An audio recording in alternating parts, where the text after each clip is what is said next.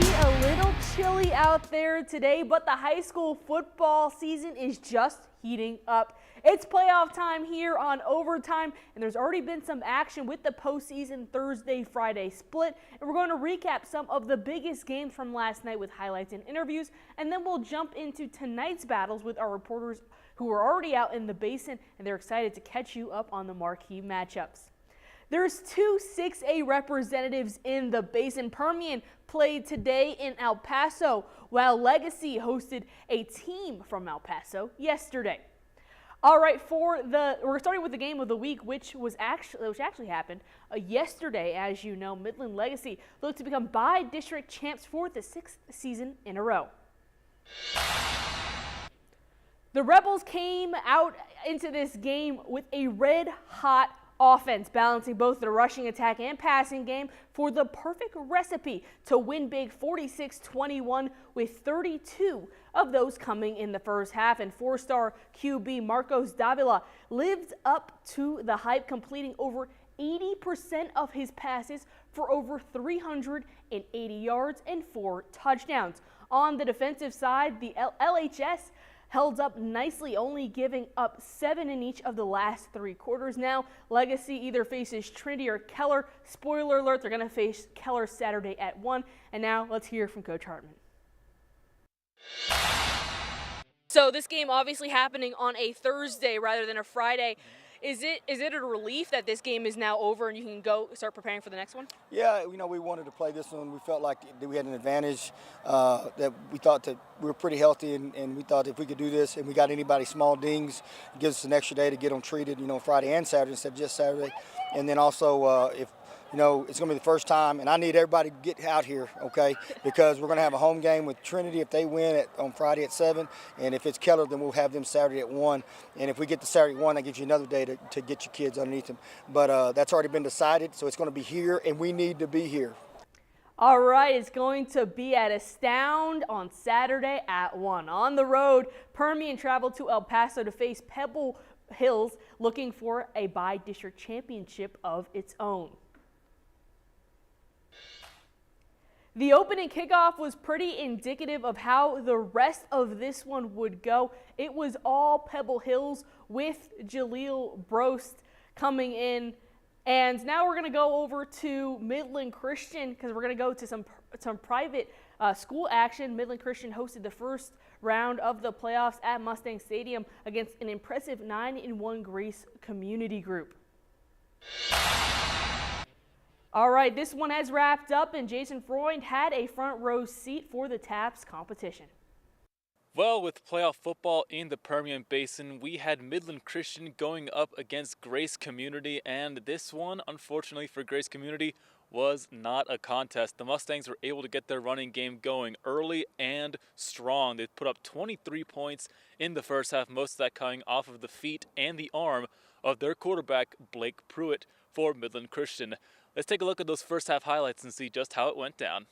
Playoff football across the Permian Basin, and Midland Christian is looking to go back to the championship game, but Grace Community wants to have a playoff run of their own. Ready, set, go. Blake Pruitt takes the handoff, cuts to his left, makes a move, and now he is off to the races. 55 yards for Pruitt en route to the end zone. But who says a quarterback can't throw some shoulder pads? Pruitt takes the ball, bowls a man over, and nets his second touchdown on a 12-yard run. But the other Mustangs want in on the fun. Handoff to Keller Weathers, and he won't stop until he gets a touchdown, dragging Grace Community defenders into the end zone for a 6-yard touchdown. Midland Christian led this ball game 23-0 at halftime. I'm here with Blake Pruitt after Midland Christian's big 37-7 win over Grace Community. Blake, your offense seemed to be working really good throughout the game. What was working for your offense? Yeah, we were dominating on the run game. Had a great night there, and mixed in some passes through some of those deep, caught a few guys open, and let them go to work for us. Pruitt ended the game with 3 touchdowns of the rushing variation, really helping the Mustangs win this game and move on to the second round of the playoffs. Grace Community would score a touchdown in the final minutes of the fourth quarter, but by that point, it was far too late for Grace Community. Midland Christian moving on to the second round of the playoffs. I was able to talk to Coach Cunningham after the game, and he did say that while he still is unsure about where and when his team will play, he is confident that this team will go far and is still a strong competitor in the playoffs. Jenna, back to you. Thanks, Jason. All right, so we're going to go back to those Permian highlights as they face Pebble Hills again to try to get a by-district championship of their own. All right, here we go. The opening kickoff was pretty indicative of how the rest of this one went. It was all Pebble Hills. Jabil Bose with the return, located a perfect hole. The only thing stopping him is Bryce Woody. But great starting field position for the Spartans, and the team from El Paso would capitalize. It's a quarterback keeper from Gael Ochoa for 6 and the first TD. The Spartans march down the field with ease yet again, and it's Ochoa that connects with Marcus Torres, breaking a tackle and into the end zone for a 2-score lead. Mojo would answer in the first half with a Justice Lara score, but would never really overcome the early deficit, losing 45-28. All right, well, the action only continues on this playoff edition of Overtime. Coming up next, we have the big game from last night. Plus, we still have one of our reporters who witnessed a complete game over in Stanton. More coming up next.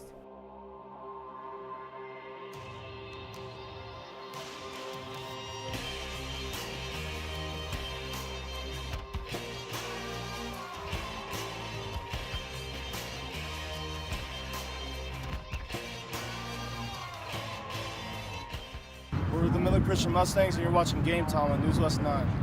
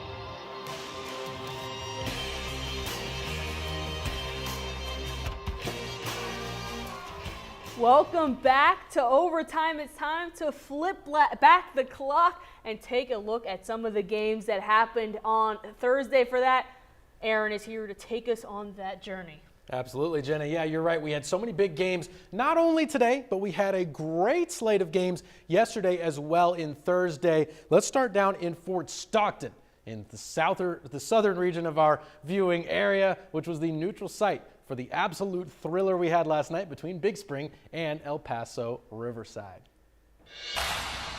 The Steers, they were not favored in this game as they were the 4 seed and they fell behind early, forcing a rally to stay alive and out of the I formation. And off of play action, it's quarterback Gavin Padron finding his wide receiver Keyshawn Woodruff in the end zone to cut it to a 1-score lead. Then with the Steers trailing by 11, it's Padron flipping it out to Zaire Franklin, who is going to run all the way across the field for the touchdown to make it a 4-point game late in the third quarter. But here's the play of the day, the play of the week, the play of the year as far as I'm concerned. To win the game on 4th and 14 at the 19-yard line, Padron drops back, evades a sack in the pocket, spins away, rolling right. Now he's going to show the escapability. He's got to have it here, throwing it up for grabs in the end zone, and the ball is caught by Kavian Ford for the touchdown to win the game for Big Spring. Padron with the throw of his life, and the Steers win it 38-35. Padron to Ford to send Big Spring to round 2. What a finish out there in Fort Stockton.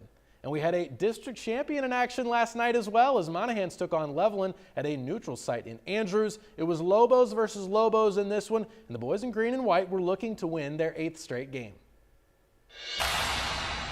Levelland was just 2-8 on the season coming in, and they absolutely gave Monahans a fight in this one, even after a tough start. Monahans had been winning games with a lethal offense over the past couple of months, led by superstar quarterback Chino Navarrete. But last night's game would be a bit of a different challenge for them. Monahans showed you they can win in multiple different ways, whether it's in a shootout or in a rock fight. And they are now bi-district champions and are moving on to round 2 of the playoffs. They have not lost since September. And when you can run the ball this time of year, it is really an asset for you. Always is like that, and certainly that is the strength of this team. Monahans also has an extra 24 hours on their round 2 opponent as both of those teams played tonight.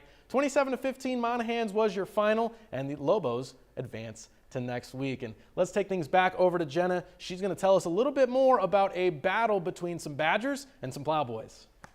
That's right, Aaron. We're still missing a check-in from one of our reporters if you're keeping track. So it's time to look at McCamey's first round foe. All right, our Tyler Dupnick was out in Stanton for this one. Tyler, how did it end up going? Yeah, Jenna, it was kind of a sloppy game in the first half. Both teams turning the ball over a couple of times. Both teams also wanted to run the football in the first half, but one of them did it better than the other. Let's go ahead and take a look at those first half highlights.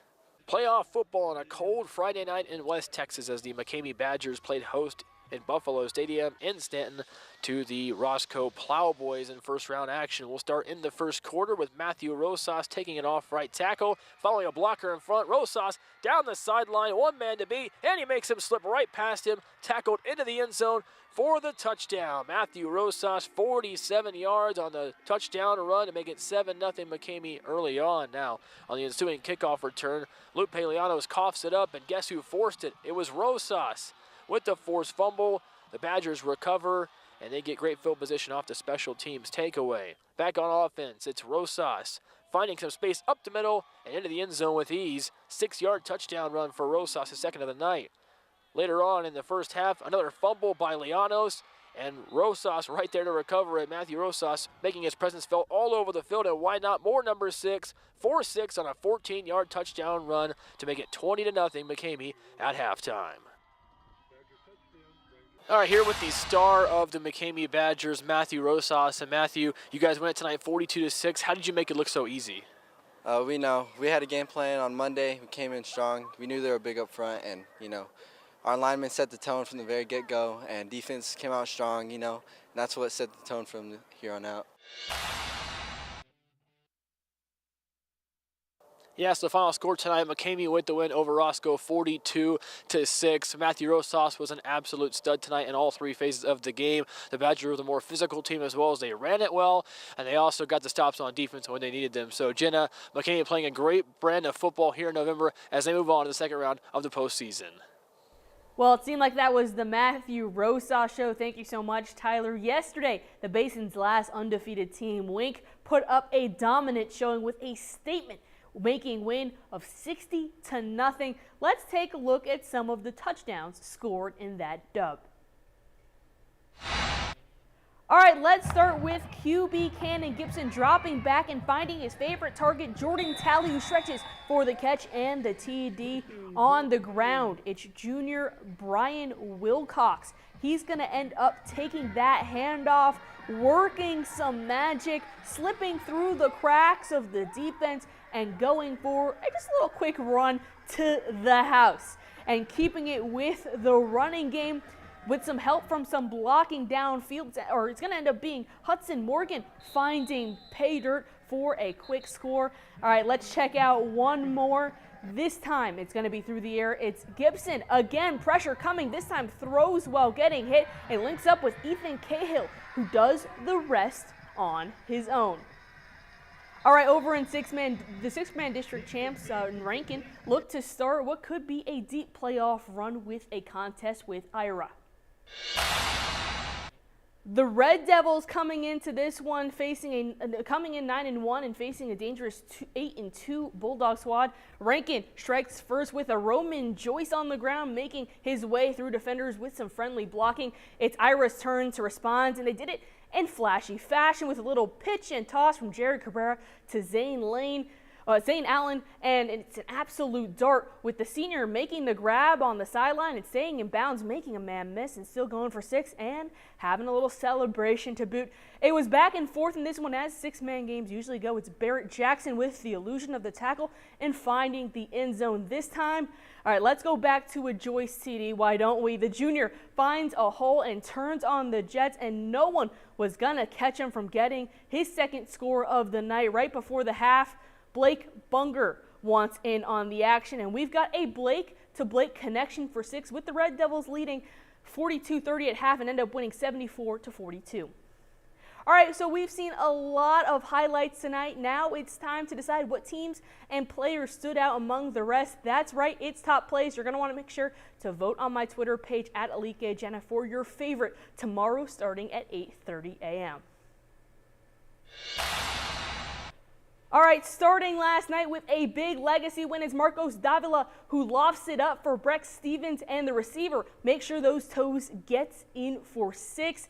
All right, and here's the play that Big Spring fans are still re-watching. With the game on the line, Gavin Badrone slips off a bunch of tackles, keeping the play alive before launching a prayer to Kavion Ford for the go-ahead TD, and the crowd goes wild. Wink's domination last night didn't just come from the offense, it was all three phases. Let's highlight some defense. It's Cannon Gibson. Usually he's throwing the ball. This time he tracks it down and picks it off, only using one hand, and it's only the beginning, because then the senior turned on the Jets for a massive return, only getting dragged down right before going to score. The playoff lights were bright, and that's where stars come out to shine. Matthew Rosas was all over the field making men miss, and there's a bunch of eye-catching plays. Check that one out, making his defender miss.